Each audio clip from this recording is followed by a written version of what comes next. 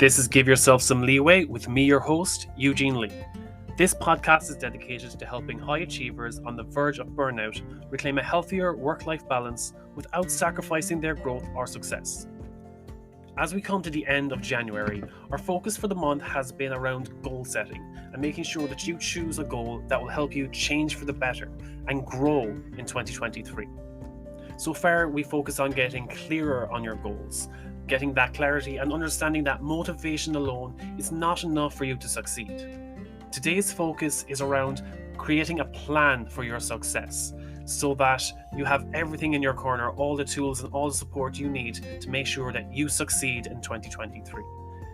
If you enjoy this episode and truly get value out of it, please share with a friend or someone who you feel may also benefit from using this episode, and also rate 5 stars on Spotify so that it's more easily found by anyone else who may be looking to change for the better in 2023. Thank you, and I really hope you enjoy this episode. So how do we plan for success? Many of you may be familiar with this technique or at least heard of it, but the best way that I've come across, and the most short, sweet, and simple way, is using SMART goal setting. First, it's important to understand that not all goals are created equal. There's a sort of science to creating and writing your goals. Knowing how to create your goals is one of the major differences between why some people are so effective at reaching their goals and others are not. The principles behind SMART goal setting have been found in journals and books dating to over 100 years ago, and success from generation to generation leaves clues. And these goal-setting principles have been proven over the test of time to be successful. And anyone who says that they're not successful, probably clickbaiting material. They're just trying to go against the norm. But SMART goal setting has been proven, tried and tested to help you succeed in your goals. Now, as you go through this episode, again, same as last week, grab a pen and paper and take a look at those goals that you made in last week's episode and make sure that they follow the SMART goal principles. If they don't line up with the SMART goal principles, then it may be necessary to make some changes to your goals so that they reflect the SMART goals. So what makes a goal SMART? Well, SMART is an acronym, SMART. Specific, measurable, achievable, realistic, and time-framed. So first, you need to make sure that your goals are as specific as possible. Many people set goals that are just too vague in nature and not very precise. The problem with this is that it makes them hard to determine, how to get to their goals and how to judge when they've actually achieved them. For example, some people say, "Oh, I want to be wealthy in 2023," or "Oh, I want to lose some weight." And that's just too vague, because how will you know? How will you be certain when you've reached that goal? Is being wealthy earning an extra €100 a month? Earning an extra 100,000? Earning 100 million by the end of the year? Or losing weight? Is it losing fat? Is it losing water weight? Do you care if you're losing muscle? In other words, you may reach for those goals, but you still don't know how you get there, or you may find that you don't have the motivation because you don't actually know what you're striving for. Therefore, it would be in your best interest to specify in that goal, like, I will lose £5 by the end of the month, or I want to make €10,000 extra a month this year, or I want to save up an extra €20,000 by the end of the year towards a deposit for my house. And then at the end of the month or the end of the year, you'll simply be able to take a look at your weight if you're looking at weight loss, or if you're trying to save money, you can just take a look at your bank balance, and then you can see how much your progress you're making and compare it to your goal. Having measurable goals tends to go hand in hand with being specific. So, for example, let's say you're working on a project at school or in college or at work, and for this year you decide, I want to be more committed and more involved in this project. But how would you measure that? How would you be able to tell that that goal has been reached? What is the criteria? So instead, you could state a clear objective, such as to be more committed to this project, I am going to attend every meeting this month and study and focus and dedicate an hour every day to focus on this project. See, creating goals that are more simple and concrete and that are measurable make it easier for you to track your progress. To help you build confidence in your goals, they need to be reasonable and achievable. So, in other words, you don't want to set yourself up for failure by giving yourself such a big goal, as it won't help you achieve it or help you stay motivated. So, let's say, for example, a person is trying to write a book, and they tell themselves, if I start the book now and give myself 2 weeks, I'm going to have the whole book finished in the next 2 weeks. But let's say that the person has other responsibilities, such as a full time job, family commitments, or other responsibilities in their life. Can they put everything else on hold and just focus on the book for 2 weeks? Probably not, especially if they've never considered all the steps that are required to write a book.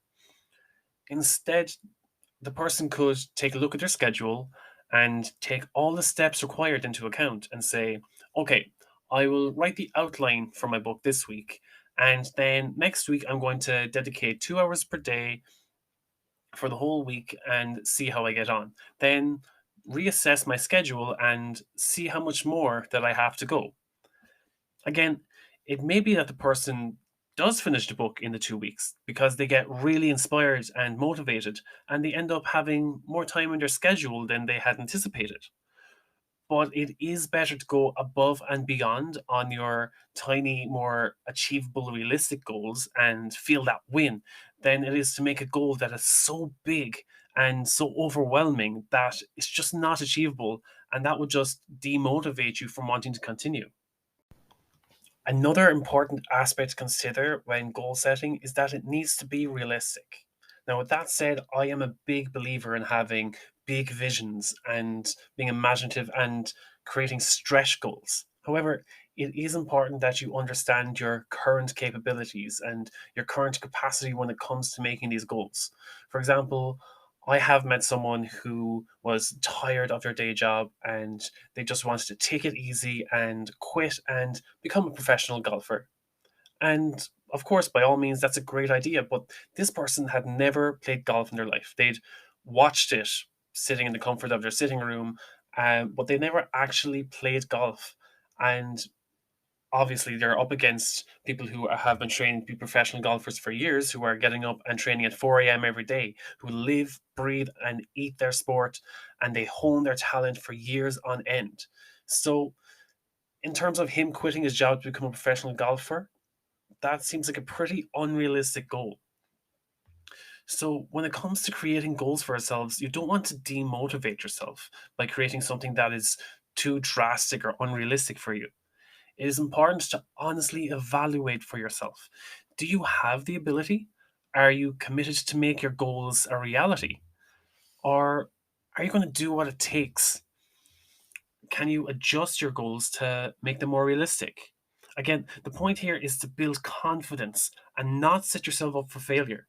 But by all means, if you want to dream bigger and go for the big time, and no matter what that is, if you are going to put in the effort for it, 100% go for it. But you just need to be sure that you thoroughly understand everything that it's going to take to be successful. One of the most important aspects of goal setting is to have a time frame. Having a set amount of time to achieve the goals gives your mind the structure that it needs to help you achieve them. For example, someone may want to change jobs, start university, or start their own business. However, if they truly look at it, they may find that they talk a lot about doing it, but never actually get anything done towards that goal because they have no time frame for it. For any goal to be effective, it has to have a sense of urgency. Having a specific time frame gives you the motivation needed to get started and to finish.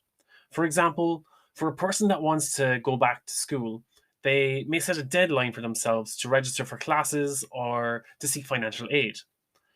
For a person who wants to start a business, they may set a time frame for completing specific research, developing a business plan, and setting a date for launching the business and getting the business started. Remember, there are only two types of goals: the ones that we talk about but never do, and the ones that we are truly committed to and will achieve. The difference between them is that the achievable ones are the SMART goals, while the other ones that we just talk about, they may just be a way of wasting time. Now take a look at your list of goals from last week and ask yourself, are these SMART goals? I'll talk to you next week.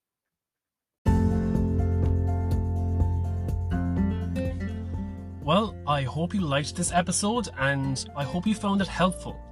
And if you did, subscribe to the show, because it makes sure that you don't miss out on new episodes.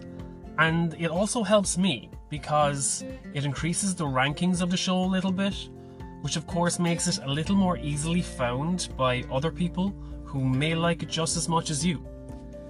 And if you didn't like this episode or anything about the show in general, or if you have any ideas or suggestions or just feedback that you want to share, shoot me an email, eugene@leeway.ie, and let me know what I could do better, or just what your thoughts are on what you'd like to see me do in the future. I read everything myself. I'm always looking for new ideas and constructive feedback. So thanks again for listening to this episode, and I hope to hear from you soon.